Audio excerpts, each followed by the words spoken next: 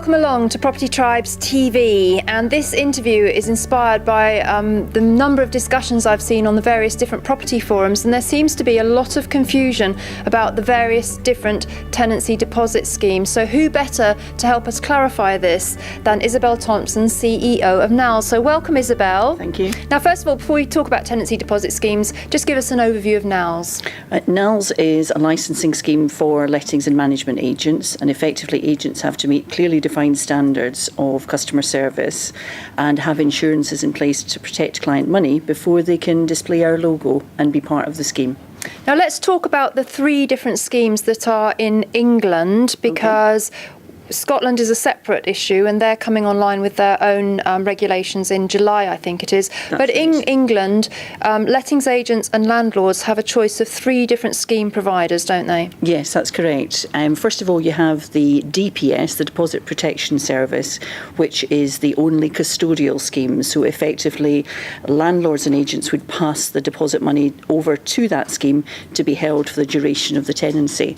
The other two schemes, My Deposits and TDS, or the Dispute Service, are what we know as insurance-backed schemes, which effectively means that in the event of the agent misappropriating the deposit, the schemes would always make sure that the tenant is reimbursed.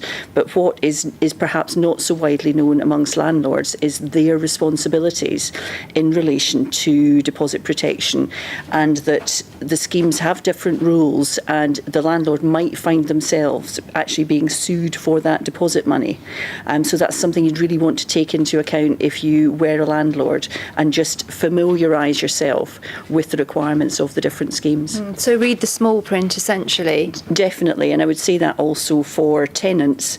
Tenants want to make sure that they know what their unique deposit protection number is, and even go to that scheme and double check that the deposit has been registered.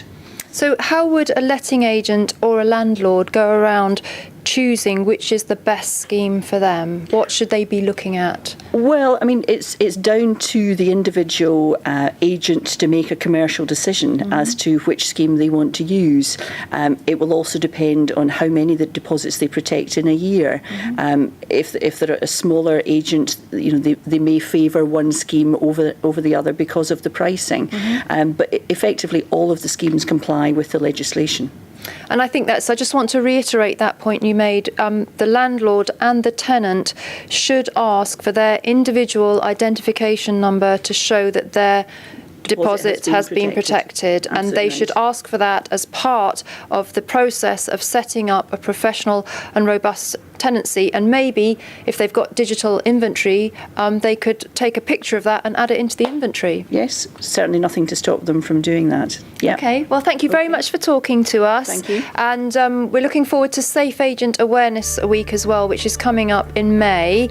And this again is to bring visibility to the issues of setting up a professional tenancy and client money protection. Yes, absolutely. And NALS is a huge supporter of Safe Agent. Thank you very much for talking to us, Isobel. Hope you found that interesting and it's given you some insight into the different schemes that are out there. Thanks for watching.